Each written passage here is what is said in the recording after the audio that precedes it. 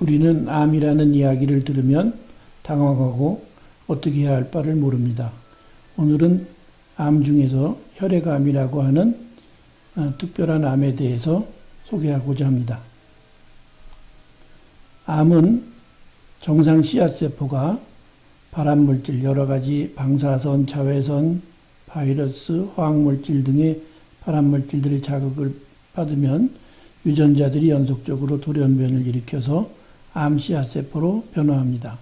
이 세포들은 끊임없이 세포 분열을 해서 덩어리를 이루고 주변으로 파고드는 침습을 하고 또 다른 장기나 조직으로 이동하여 새로운 병소를 만드는 전이 성질을 갖고 있습니다.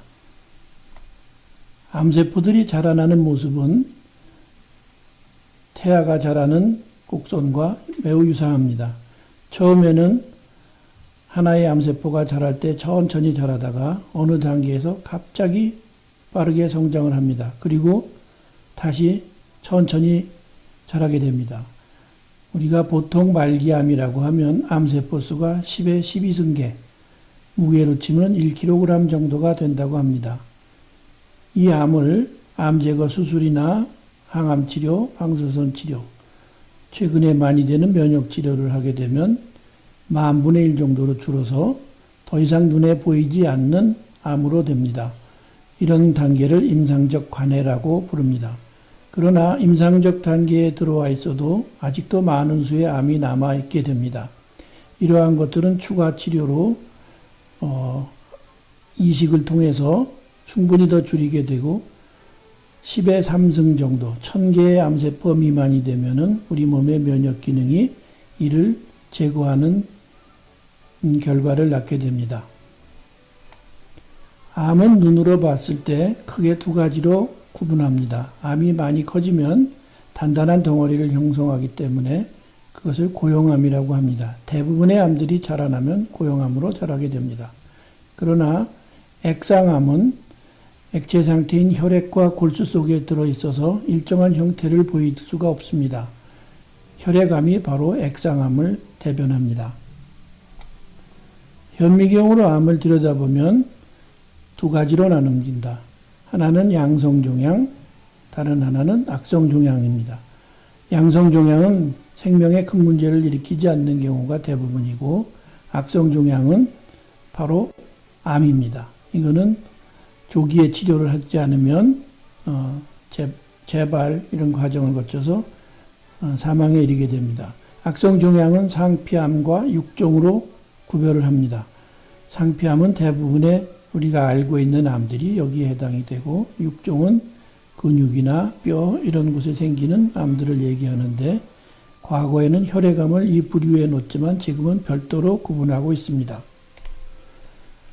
혈액암은 공통점으로 골수에 있는 모든 피세포들을 만들어내는 조혈매소포들로부터 암으로 전환된 암을 이야기합니다. 혈액암의 종류는 백혈병이 가장 대표적이고 그 외에 골수 이형성증, 골수 증식성 질환, 다발성 골수종, 악성 림프종 이렇게 구분이 됩니다. 혈액암은 수술적 치료가 근본적으로 불가능한 전신형 암의 특성을 갖고 있습니다. 발병 당시부터 암세포들이 조혈기관인 골수에서 발병하거나 병의 경과 중에 골수로 전이를 잘 일으킵니다. 따라서 피 속의 각종 혈액세포들이 부족해짐과 동시에 혈류를 타고 전신을 돌아다니는 사기 고형암들과 유사한 성격을 보입니다. 또한 병의 악화되는 속도가 매우 빠르고 병이 발견되는 순간부터 응급 상황인 경우가 자주 있기 때문에 빠른 진단과 처치가 시작되어야 올바른 치료를 해볼 수가 있습니다. 혈액암들은 항암 치료제들과 조혈모세포 이식, 과거에는 골수 이식이라고 하던 치료에 대단히 우수한 치료 반응을 보입니다.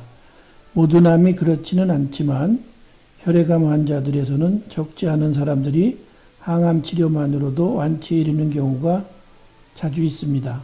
또한 효과가 뛰어난 새로운 각종 항암제들이 속속 개발되면서 과거에는 기대하지 못했던 뛰어난 치료 성과를 얻고 있습니다.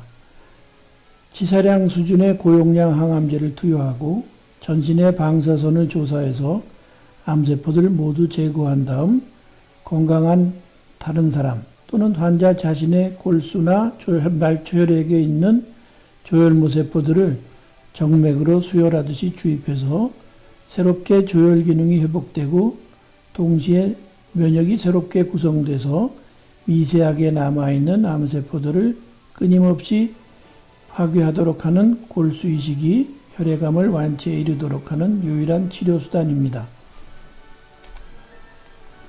이런 여러 가지 이유들 때문에 혈액암은 아무리 병이 심각하고 수술이 불가능한 상태일지라도 절대 포기하지 말고 적극적인 치료를 받아야만 좋은 성과를 얻을 수 있습니다. 병 자체뿐만 아니라 치료 과정 중에 응급수혈과 같이 다급하고 복잡한 문제들을 일으키는 경우가 자주 발생합니다.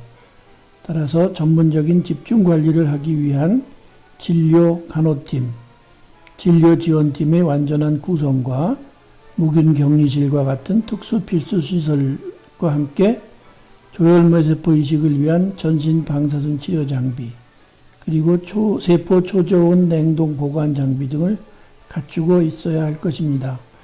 이것이 조혈모세포 이식센터의 설립과 운영이 필요한 이유이기도 합니다. 그림에는 조혈모세포 이식을 위해서 병원에 갖추고 있는 각종 장비와 시설들입니다.